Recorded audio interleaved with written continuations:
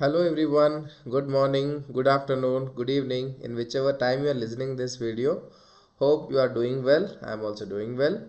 So it has been many days that we have come up with a video. So in our earlier video we have discussed about the completion and review chapter part 1, where we have covered about subsequent events and going concern. And in today's video we'll be covering the remaining part of this chapter, which is the final audit and review, audit finalization and review, and then about written representations. Right, so let us continue. See, in the earlier video, subsequent events and going concern is very important from the exam point of view. That in subsequent events there are cases, right, different cases, that what will happen, what will be the auditor responsibility whenever he identifies the events that subsequent events before his audit report, or in between the preparation of financial statements and after the audit report is issued and after the audit report is circulated.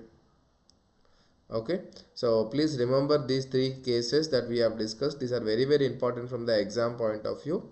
And then coming to going concern, in going concern the most important parts are indicators. Okay, identifying the indicators to going concern,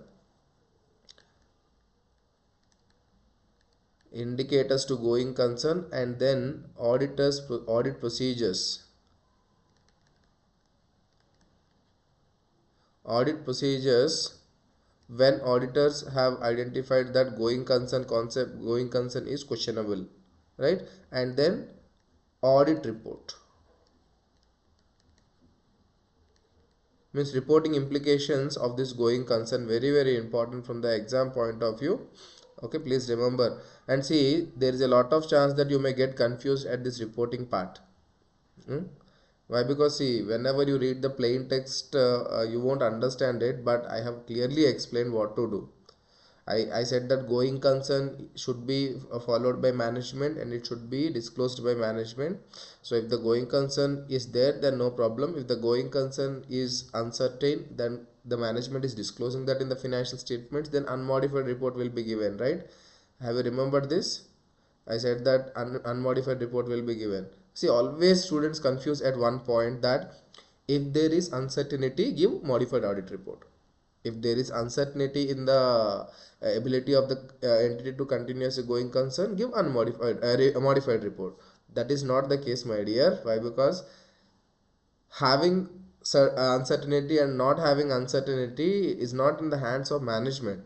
Management is need to only identify whether there is a certainty in going concern or there is a uncertainty.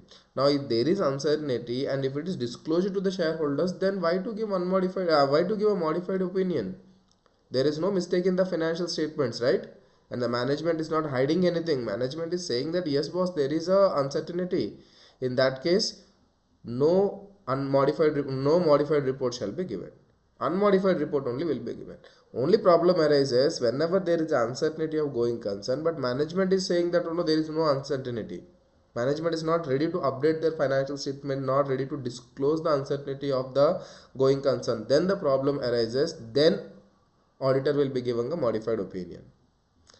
Okay, please do not get confused with that, and this is the key part from the exam point of view as well. This is a very key part from the exam point of view. Please remember this point, study properly, and then go for the exam. Now let us continue with the other part of our discussion. See, in last class I told you what to remember also, right? Adjusting events, non-adjusting events with examples, and then these subsequent events, audit procedures. I already told you about all this. Meaning of going concern, auditor's responsibility, management responsibilities, and then audit procedures, and particularly these indicators you should remember compulsorily. You should remember, there is no other chance for that. See, these standards these standards I cannot give you which part is important, which part is not, and which standard is important and which standard is not important. Everything is important. These are the areas where questions are regularly asked as MCQs and also as this case study based questions. Okay, so examination of cash flow forecast, yeah, once you can give a reading and you can leave it, but remember you should not leave in the exam and come. you should be able to at least write about the cash flows. Means whenever management is giving its future plans, that they are having the cash flows, which will tell about the certainty of going concern, right? That once you go through it. And then coming to overall review of the financial statements, overall review of the financial statements, and then conclusions. Okay, auditor will be reaching the conclusions. See, please remember this very carefully. This part you can write on your own.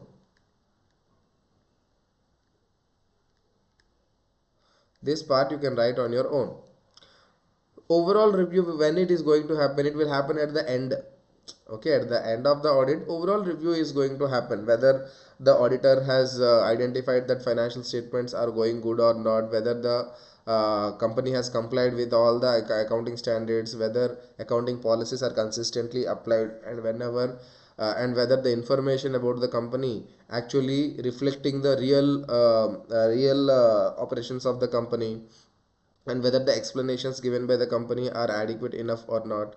And then at the end, perform the overall analytical procedures. These are the own points that you can write on your own. Okay, so I will say that give you can give one time reading,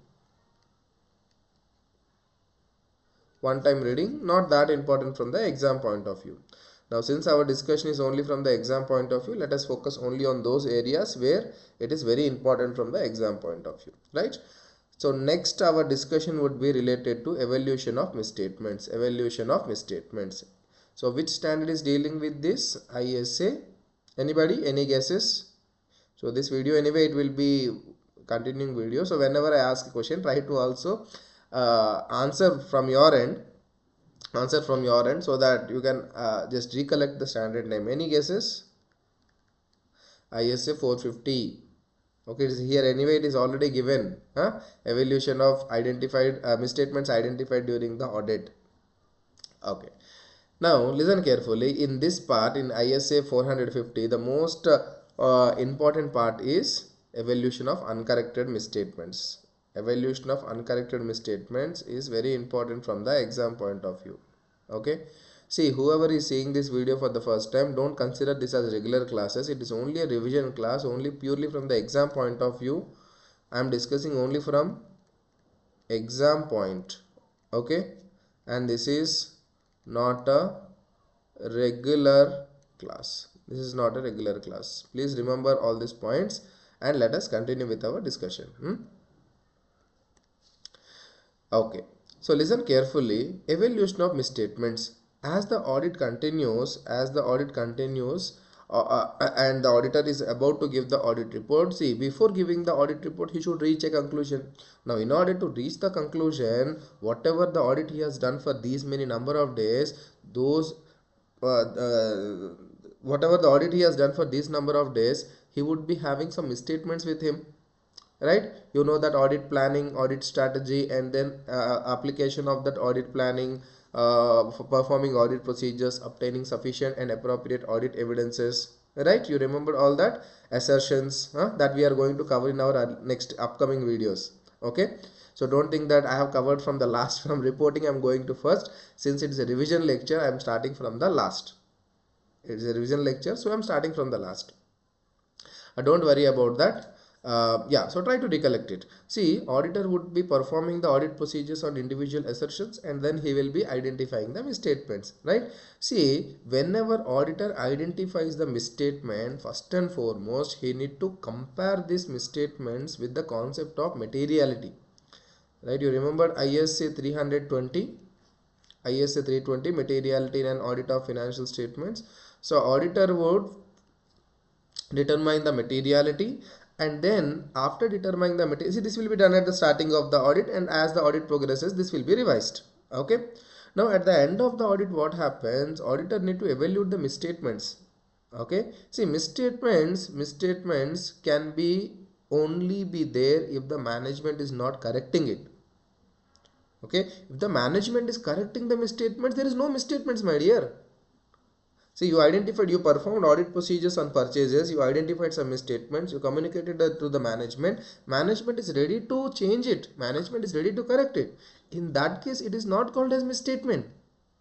Okay. So, whenever you communicate to the management, see, listen carefully. Auditor identified the misstatements and he communicated to the management.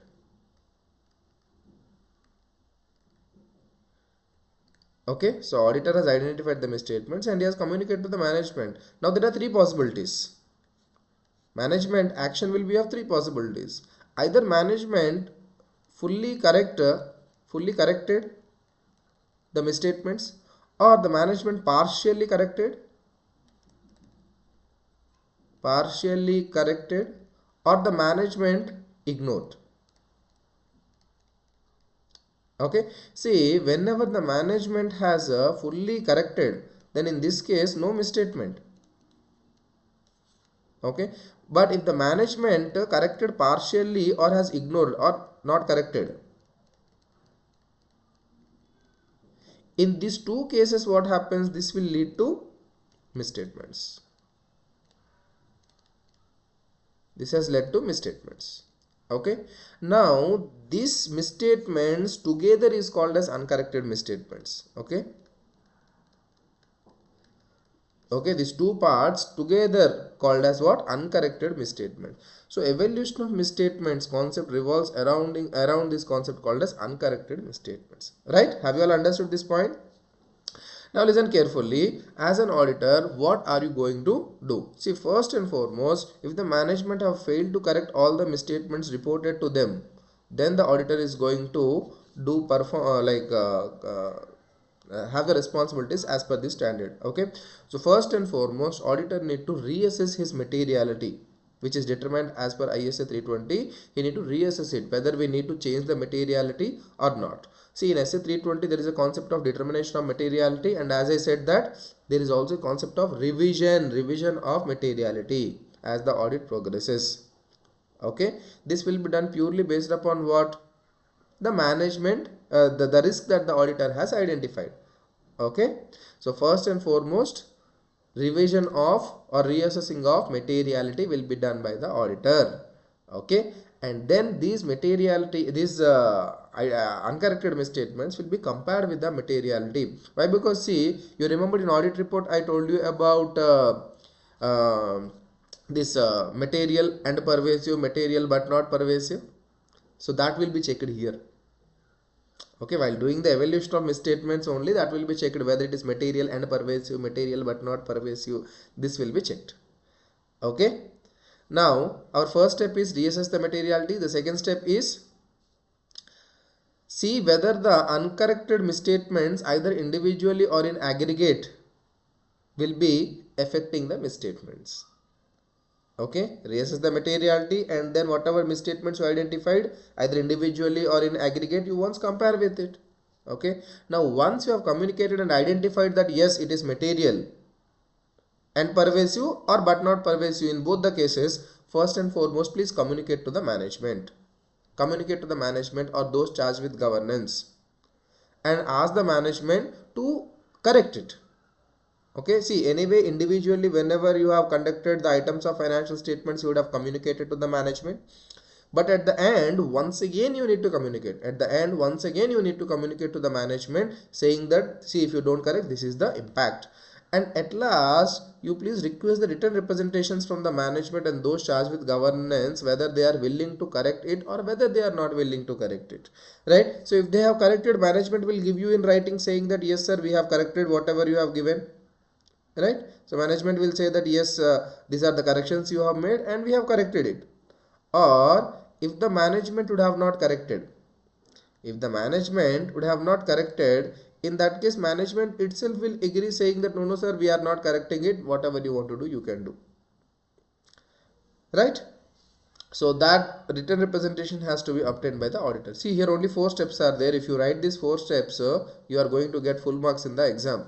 Okay, so evaluation of uncorrected misstatements, how the auditor will do: first, reassess the materiality, identify whether the uncorrected material misstatements are impacting the financial statements or not, and then communicate with the management, and then obtain written representations. If you write these 4 points, you are going to get full marks for whatever marks marks it is allotted. Have you all understood this? Okay, now see, if the management agrees, it is fine. If the management disagrees, that I don't want to correct, whatever you want to do, you can do. In that case, auditor will show the impact on auditor's report, right? As per ISA 705, remember, modifications to the independent auditor's report. So this will be done by the auditors. So this is all about our evaluation of misstatements. So please see this, the students may ignore this, okay, but please do not ignore this. This is very, very important from the exam point of view. Okay. Next, let us go with the concept of written representations. Okay, so right. See, I'll explain these written representations very carefully. Listen carefully. And I'll also tell you which parts to focus upon in this written representation. Okay, which parts to focus. So first and foremost, tell me what is the standard that is being dealt here. ISA 580. ISA 580 written representations. Right. See, what is called as a written representation? First, you should need to know what is it written representation, who will make this and who will give to whom. First and foremost, written representation means something which is given in writing. In our audit, something in writing will be given by the management to the auditor. Okay, so it will be given by whom? By management, and it will be given to auditor. Okay, this is called as what? Written representations. Second point. Now, what is the necessity of these written representations? See, first and foremost, you already know that as per ISA 210, agreeing the terms of audit engagement, whenever the management says that we will fulfill our responsibility, only in that case we will start the audit, otherwise we won't start the audit. Right, you remember, audit engagement letter will be sent by the auditor to the management will acknowledge it and give back to the auditor. See, that is the first written representation that we are obtaining from the management, saying that, boss, these are your responsibilities, you need to fulfill it, otherwise we are not going to start our audit. And similarly, auditor should also get this written representation to support his other evidences. Like, I'll tell you an example. For example, say it is a duty of the management to disclose all the frauds to the auditor that has happened inside the company, right? Now, suddenly if the management says that no, you did not ask it, so we have not given it. So auditor will obtain a written representation from the management saying that you have disclosed us all the frauds. You have disclosed that all the compliances, that you were agreeing with the going concern, right? So that you are that you have determined the fair values. See, likewise, at various cases the auditors may take this written representation from the management. Okay, so one is as per SA 580 they may take. The second point is as per the other standards, wherever it is required they should take. And apart from all the standards, if the auditor feels that it is necessary to take the written representations, he would be taking it. Have you all understood this point? Point number 2. Now coming to point number 3. Yeah, see, this is the purpose of written representations. You can give one-time reading. You can give one-time reading here. Okay. Now next, coming to the concept, written representations, can it be considered as audit evidence? The answer is yes, they will be considered as audit evidence, no doubt in it. But remember, written representations themselves will not be regarded as sufficient and appropriate audit evidence. It will not be regarded. Okay. Why? Because these will be acting as a corroborative evidence for the other evidences that has been obtained by the auditors. For example, say, now in our for example, say I have given an example saying that frauds. See, if the management has given a written representation about the frauds, do you think that auditor will consider it as sufficient and appropriate evidence? Tell me. Auditor will not consider. Why? Because if that is the case, auditor need not perform any audit procedures at all. For every account head, he will say that management give written representation, and the audit is completed. Do you think that this is the way how the audits are done? The answer is no. Audits are not done like that. Audits purely depends upon the audit procedures performed, and these written representations will try to corroborate the existing evidence. Why? Because It will try to confirm, or it will try to make strong the existing evidence, but they themselves will not be considered as the audit sufficient appropriate audit evidence. So written representation is also an evidence, but not sufficient and appropriate audit evidence. Okay, have you all understood this point number? This is point number 3. Now coming to point number 4, see, since the management is giving written representations, it is not a final evidence. Auditor need to have that sense that who is giving that evidence, in what situations he is taking this written representations, and how it is going to help the auditor in getting into a conclusion. Okay, simply the since the management is giving, the auditor is taking, it doesn't satisfy the purpose. Okay, next. So next important point is obtaining a written representation, process of obtaining written representations. See, written representations should not be like a normal white paper. You can't ask the management write a white paper and give that. Okay, that is not should be done.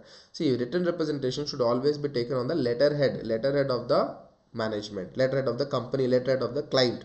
That should consider the name, the address, contact details and everything. So have you seen letterhead? So there will be a space in between, and at the top and at the bottom you can see the details of the concerned person is written. For example, whenever you go for doctor consultation, he will write everything on his letterhead. Okay, you can see at the top the name of the hospital, address, and below contact details will be there, and in between he will write your name and he will give you a prescription. That is called as letterhead. Likewise, companies will be also having letterhead. On the letterhead, this written representation should be taken. It should be having a proper date and proper information that is requested by the auditor. And the next point is about the reliability of the written representation. Okay, see, this you need to read on your own. Just give one time reading, you can remember this. So this is one time reading concept. You give one time reading, you can understand and remember this concept. Okay, word to word, you need not by heart it. Okay, and then comes to the reliability of the written representation. I'll give you, and first I'll start with the example saying that, let us say you want to confirm about a fraud. Now the accountant of the company has given a written representation about the fraud. Will you consider it as reliable? Okay, so if it is given by accountant, will you consider it as reliable? Or why? Because fraud is literally a very big issue in an organization, so will you obtain from directors? If I were the auditor, I would be getting from the directors rather than from the accountant. Okay, anybody will do the same. Why? Because written representation reliability entirely depends upon the person who is giving us the written representation. Okay, accountant may not be having that much knowledge. Accountant may not be having that much integrity or ethical values, right? Whereas coming to the director, he will be having more knowledge. Why? Because he is overseeing the entire company. So if I obtain the information from the director, I feel it as more reliable. See, it is not like that if the accountant is giving, it is not reliable. Aisa nahi hai. It's not like that. But you need to understand one point here. The concentration of the auditor should be what? On the person who is giving you. Does he has adequate knowledge? Does he having integrity? Does he authorized to give you that information or not? Okay, so please remember this. Okay, this also have a one time reading. For this also please have a one time reading. And next, steps in if written representations are inconsistent with the other evidence. See, I already told you that written representation itself is not evidence. It will be acting as a additional evidence for the already collected evidences. Okay, for example, say auditor has verified the non-compliance of the laws and regulations, and at last he is taking a written representation from the management saying that yes, whatever the non-compliances are there, that we have communicated to you, which means that written representation will act as what? Additional evidence for already collected evidence. Okay, now auditor's duty is to check the consistency between these two evidences. Okay, this is written representation, this is already collected evidences. Collected evidence. So auditor need to do what? See whether there are any inconsistencies between these two information. Okay, so if inconsistency is not there, it is fine. If inconsistency is there, then the auditor need to reconsider the evidence that he has collected so far. Have you all understood this point? Okay, and next comes the most important part. This is the important part. This you should compulsorily remember from the exam, for the exam point of view. What if the management is refusing to provide the written representation? What if the management is refusing to provide the written representation? You are asking the management written representation, management saying that no, chal, we are not going to give you.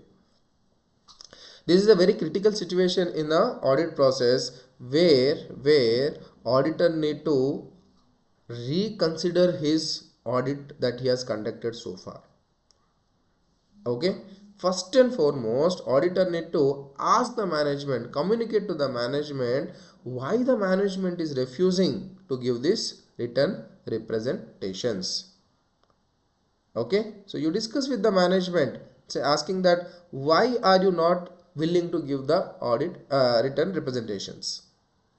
Now once the management is saying that they won't give the written representations, we will try to consider the integrity of the management. Why? Because see, if the management is not giving the written representation now, what about the evidences that has been given so far to us?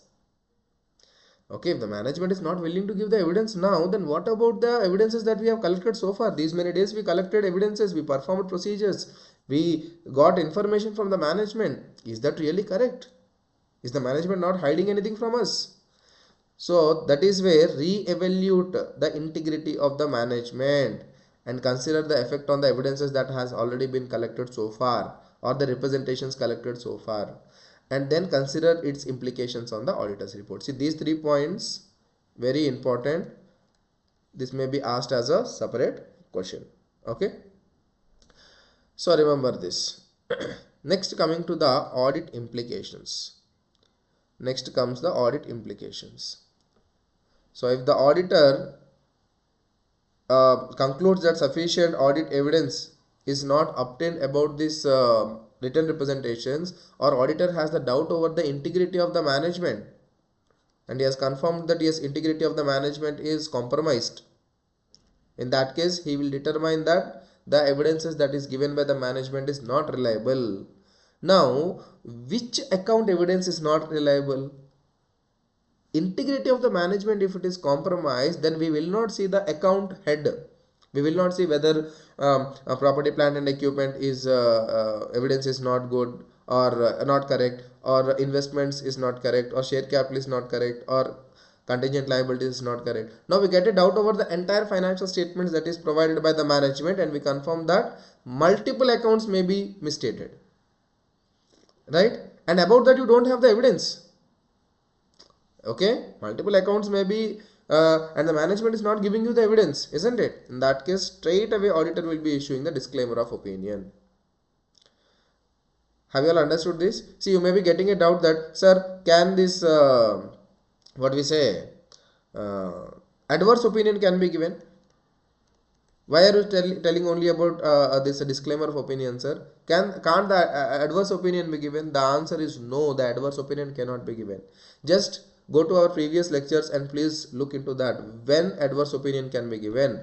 When auditor is having the evidence and the evidence tells the auditor that they are material and pervasive, then adverse opinion is given. But here the case is entirely different. The management integrity is compromised here. Dear, please understand this, which means auditor is not clear that which account head may be, which account head is misstated. Why? Because management is not cooperating with the auditor, not giving adequate evidences. So here the integrity of the management is compromised. Now can you pinpoint that which account head or which account heads are materially misstated? No. That is the reason why the auditor would be giving a disclaimer of opinion, not adverse opinion, Okay, right. So that's all about our written representations. Okay, it is also an important standard. Please remember this carefully. So we are done with this chapter. So that's all about the second part of this completion and review. So see, in this chapter your primary focus should be on SA 560 and SA 570. These two standards are very, very important from the exam point of view. 580 is also, sorry, 560 and 570, and 580 is also important, but this refusal part you please keep in your mind. Okay, this refusal part and audit implications part, you please keep that in your mind. Okay, this part, okay, where I have mentioned as important. Okay, this part you please keep in your mind, very, very important. Okay, so that's all about the completion of about this chapter. We are done with this chapter. So I would request you to please share these videos with your friends and ask them to subscribe the channel. I'm taking a lot of time in order to do this revision. So please subscribe, and please share this with your friends, whoever is in need. Thank you so much. Have a nice time. We'll meet in our next video. Our next video also is going to be very, very interesting. See, I am focusing on those areas which are very, very important from the exam point of view. So please do not miss these videos. So if you listen these videos, then automatically one time revision will be done for you, and then you please read this multiple times. Okay, then have a nice time. Bye everyone.